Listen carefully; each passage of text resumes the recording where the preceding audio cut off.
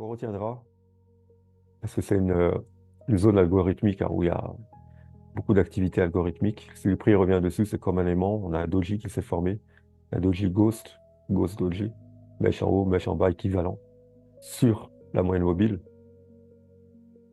sur la MA13. On revient, on a notre centre de contrôle, on pousse ici. Attends, la suite, ce serait de remonter là. Donc ça peut-être que ça se fera à partir de là.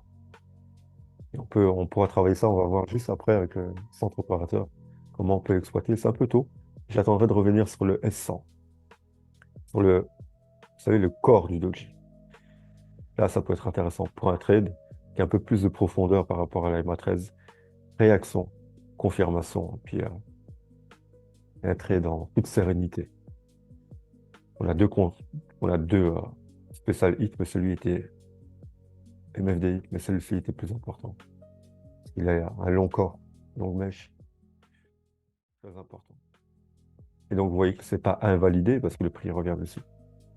Vous voyez ce que je veux dire depuis un moment. Il n'y a pas d'invalidation, il n'y a pas d'échec au marché, c'est pas possible.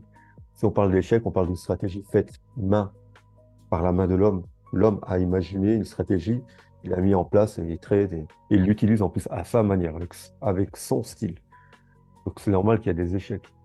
Mais là, il n'y a pas d'échec, c'est juste à nous de comprendre de mieux en mieux le marché et de le suivre, juste se laisser porter. Comme un bon son que vous mettez, sur une belle terrasse que vous aimez ou votre jardin, vous posez, vous êtes détendu, vous savez que rien ne peut vous arriver. Vous savez, cette sérénité qu'on a tous vécue, qu'on aime vivre et qu'on aimerait revivre plus souvent. Cette sérénité, le marché est à trader de cette manière. En toute sérénité, une fois qu'on a fait un avec le marché, qu'on l'a fusionné et qu'on fait un avec lui, tout est serein, tout est plus léger. Le but, c'est à ça que je vous amène avec le programme.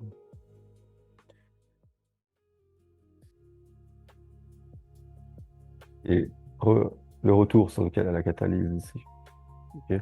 Et on sait que Francfort a des ordres d'activation aussi, qui vont être peut-être court terme à la vente, mais qui seront achats. Ils seront achats, parce que les ventes ont déjà été effectuées par Francfort dans ce cas-là, parce qu'il a un algorithme, je vous le dis souvent, assez particulier. Il est atypique. Vous avez des ingénieurs assez malins derrière. Le candle achat en un coup. Donc, vous voyez cette bougie noire qui est la plus basse de la journée. Un, 2, 3. Un en hit, plein milieu du corps. Hit.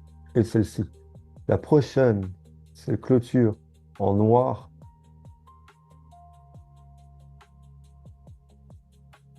Imaginons une clôture comme ça. Et puis, on a un signal d'achat. En achat, je parle que du achat, c'est une bonne idée.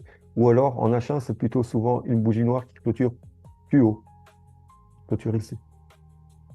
Et alors, on a un travail qui est fait par la bougie qui, vous vous rappelez, hein, la clé dans la porte, la confirmation bancaire, la clé dans la porte, activation des ordres, et régulation bancaire.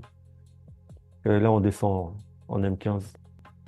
Et on regarde comment exploiter avec un protocole. Réinjection de liquidité pour prendre le momentum.